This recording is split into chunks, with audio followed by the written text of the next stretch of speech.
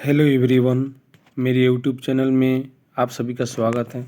चलिए आज ऑनलाइनर प्रश्न लेकर आए हैं जो कि आपकी आगामी होने वाली परीक्षाओं में अति महत्वपूर्ण साबित होगा। अगर वीडियो अच्छा लगे तो अपने दोस्तों में शेयर करें, चैनल पर नए हैं तो चैनल को सब्सक्राइब करें। चलिए शुरू करते हैं आज का प्रश्न।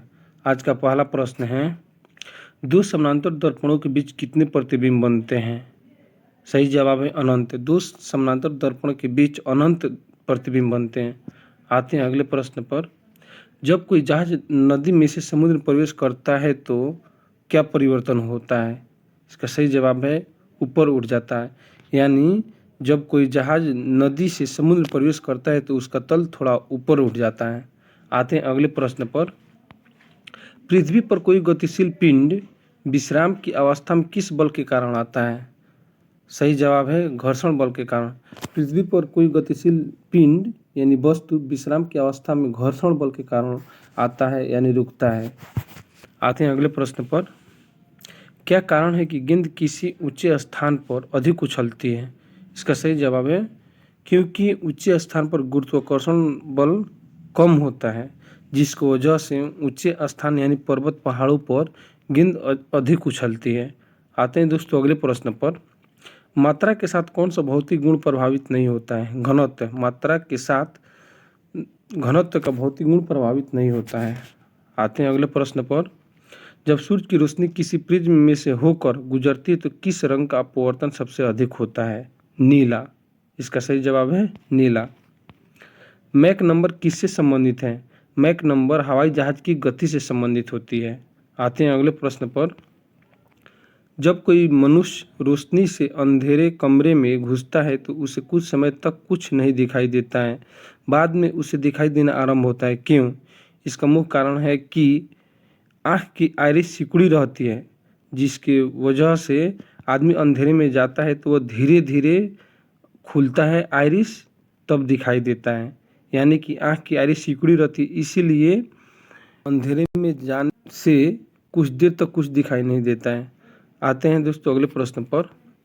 कौन सी विद्युत चुंबकीय तरंगों का तरंगदैर्घ्य सबसे अधिक है? अवरक्त किरणें। आते हैं अगले प्रश्न पर। किस धातु का गलनांक सबसे अधिक होता है? टंगस्टन। टंगस्टन का गलनांक सबसे अधिक होता है। सबसे हल्की धातु कौन सी होती है? लिथियम। सबसे हल्की धातु लिथियम है। जब किसी धातु को गर्म किया जाता है तो उसका घनत्व कम हो जाता है। आते हैं दोस्तों अगले प्रश्न पर। लाल रंग का गुलाब हरी रोशनी में कैसा दिखाई देता है? काला। लाल रंग का गुलाब हरी रोशनी में काला दिखाई देता है। आते हैं दोस्तों अगले प्रश्न पर। अगर वीडियो अच्छा लगे तो अपने दोस्तों में शेयर करें, चैनल पर नए हैं तो चैनल को सब्सक्राइब करें। अगला प्रश्न है, दूध की शुद्धता किस यंत्र द्वारा मापी जाती है? लैक्टोमीटर द्वारा।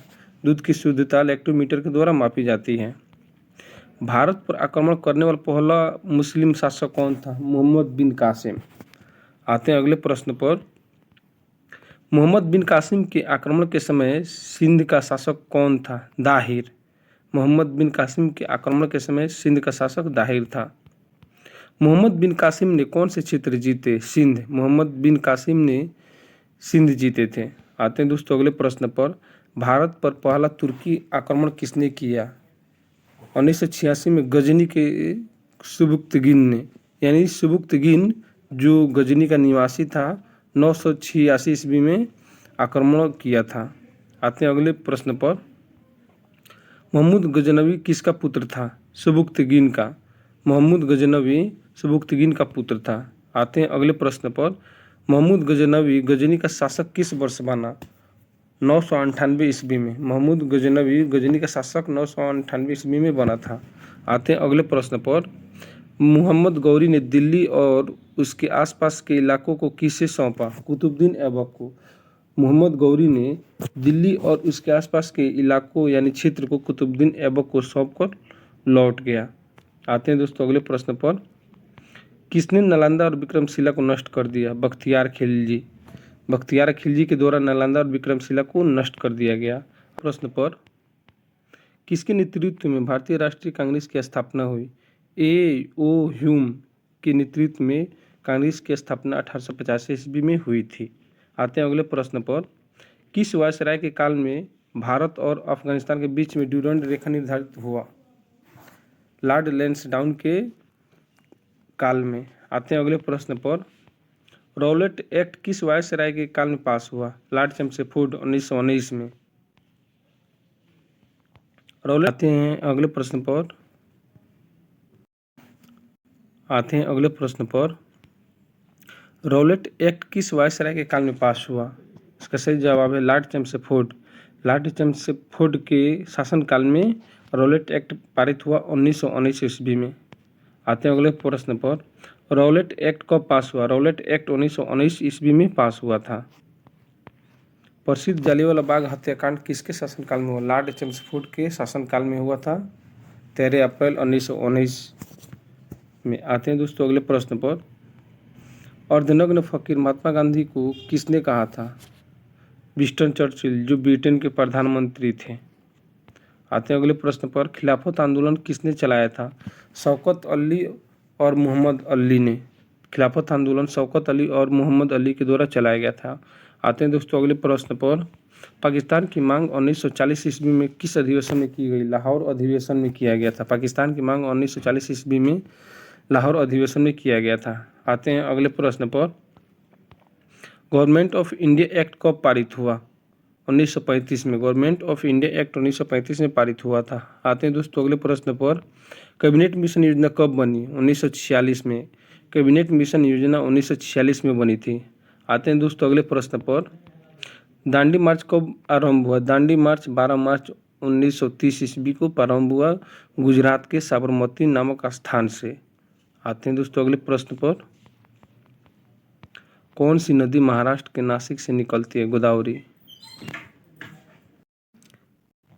गोदावरी नदी महाराष्ट्र के नासिक से निकलती है। आते हैं दोस्तों अगले प्रश्न पर। किस स्थान पर तेल रिफाइनरी कारखाना है? बरौनी। बरौनी में तेल रिफाइनरी कारखाना। आते हैं दोस्तों अगले प्रश्न पर। किसके नेतृत्व में 1776 में अमेरिका को स्वतंत्रता प्राप्त हुई?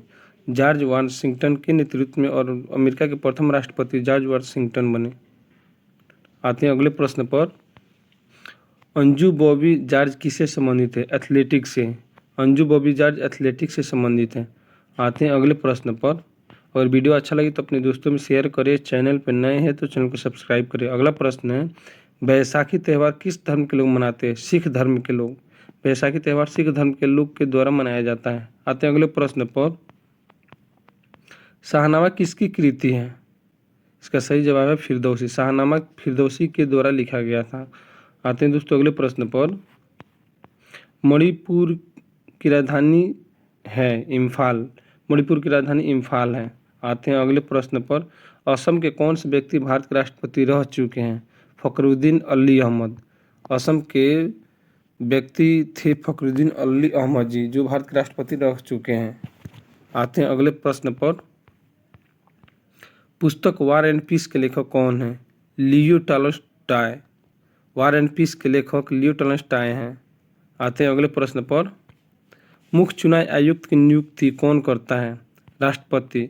मुख्य चुनाव आयुक्त की नियुक्ति राष्ट्रपति के द्वारा होता है। आते हैं अगले प्रश्न पर।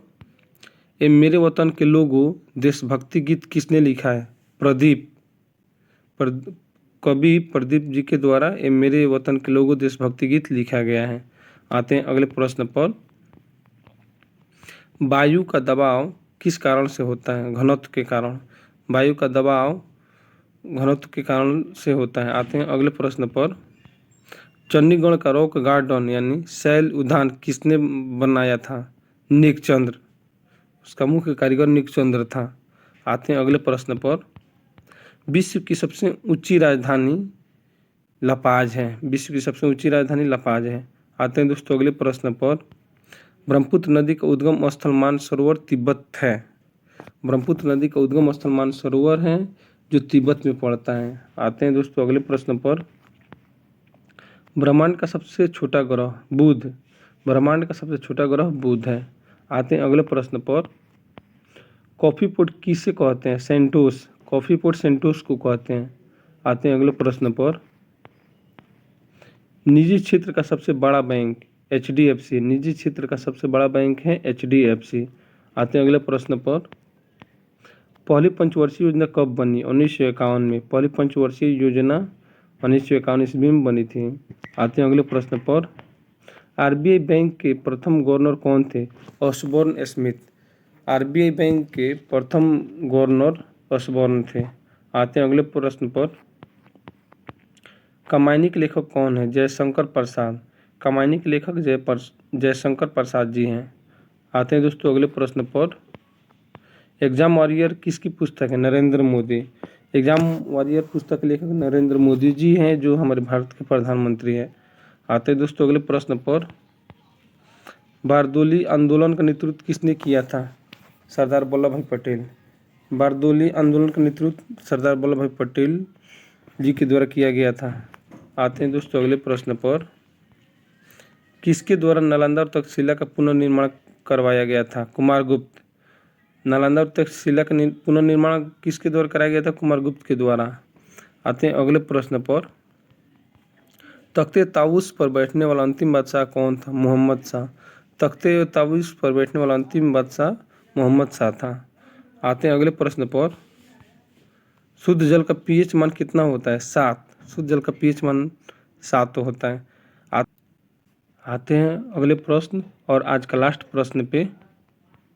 दूध का पीएच मान कितना होता है? इसका सही जवाब है 6.5 से 6.7 तक। दूध का पीएच मान 6.5 से 6.7 के बीच में होता है। अगर वीडियो अच्छा लगा हो तो अपने दोस्तों में शेयर करें। चैनल पे नए हैं तो चैनल को सब्सक्राइब करें। ऐसे ही वीडियो पाने के लिए चैनल को सब्सक्राइब करें और बेल आइकन को दबाएं। मिलते हैं दोस्तों नेक्स्ट वीडियो में। आज इतना ही, तब तक जय हिंद।